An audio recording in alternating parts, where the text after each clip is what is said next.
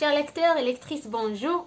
J'espère que vous allez bien. C'est ma première vidéo pour cette nouvelle année. Je profite de cette occasion pour vous souhaiter une très bonne année, pleine de bonnes choses.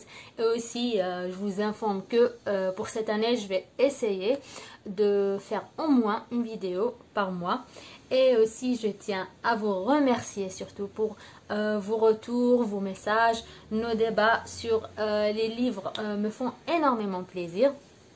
Et donc, pour cette fois-ci, je vais vous parler du dernier roman de Yasmina Khadra, Le sel de tous les oublis, paru en 2020 en France chez les éditions Julia et en Algérie chez les éditions Casbah.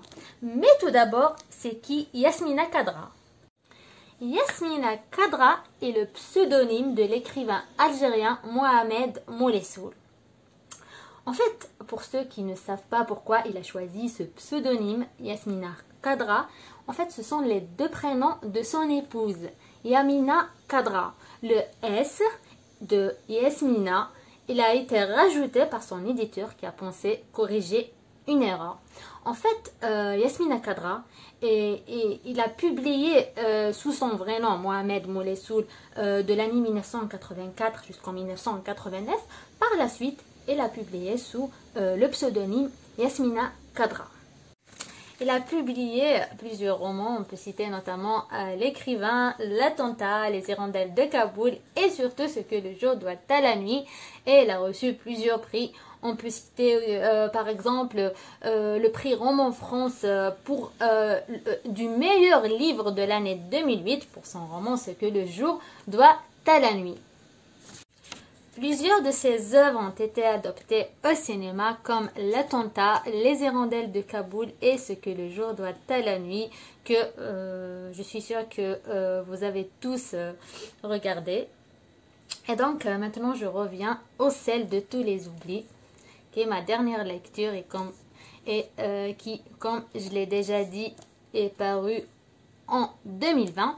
En fait, c'est un roman de 287 pages qui raconte une histoire qui s'est déroulée dans l'Algérie nouvellement indépendante. Donc, c'est l'histoire d'un jeune instituteur qui s'appelle Adem Neit Gassem, qui est le personnage principal, qui voit sa femme le quitter, juste comme ça, aussi facilement. Et donc... lui aussi, il a décidé de laisser tout. Il a laissé sa maison, il a laissé ses élèves et il est parti pour s'isoler de la société et marcher comme ça sans aucun but précis. En fait, il a commencé tout d'abord à se saouler dans la ville où il a rencontré sa femme pour la première fois et ensuite, il a continué sa route. Sur sa route, il rencontre plusieurs personnages. Parmi les personnages qui m'ont le plus marqué, c'est Mika. En fait, c'est un nain qui est tout simplement un personnage extraordinaire. Il m'a beaucoup plus marqué par sa générosité et par son optimisme. En quelque sorte, il joue le rôle de l'ange gardien de Adem. En fait, il veille sur lui sans vraiment y arriver. Et en parlant de Mika, je vais vous citer l'une des réponses qui m'a vraiment marqué. C'est quand... En fait, c'est quand Adam lui a dit « Mieux vaut être seul que mal accompagné ». Et Mika lui a répondu « Pas toujours, je suis très heureux de te recevoir chez moi. Tu dis que tu n'as pas grand-chose à m'offrir, c'est faux. Tu m'apportes ce que je n'ose pas aller chercher. Un visiteur, c'est tout le monde qui débarque chez toi. Certains te racontent leur vie, d'autres te confient leurs soucis.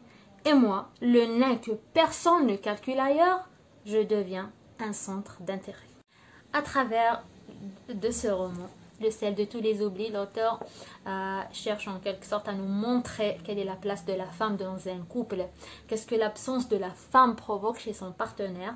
Et rien qu'en lisant la première partie de ce roman, on peut facilement comprendre que l'absence de Dalal, l'épouse de Adem, a provoqué chez lui un grand vide. Elle l'a complètement désorienté. Et aussi ce roman, en fait, il donne de l'espoir au lecteur puisqu'il nous montre des situations où l'être humain, où on peut dire que malgré toutes les difficultés, malgré les malentendus, malgré les coups bas, malgré les échecs auxquels l'être humain peut être confronté, il y a toujours des personnes qui se retrouvent dans des situations plus graves que lui, dans des situations pires que lui, et pourtant ces dernières, elles gardent toujours la foi. Et donc pour finir, donc est-ce que Adem Nachtgassem est-ce qu'il va enfin comprendre pourquoi sa femme l'a quitté aussi facilement? Et est-ce qu'il va enfin pouvoir se ressaisir et retomber amoureux? C'est ce que vous allez voir à la fin de la lecture de ce roman.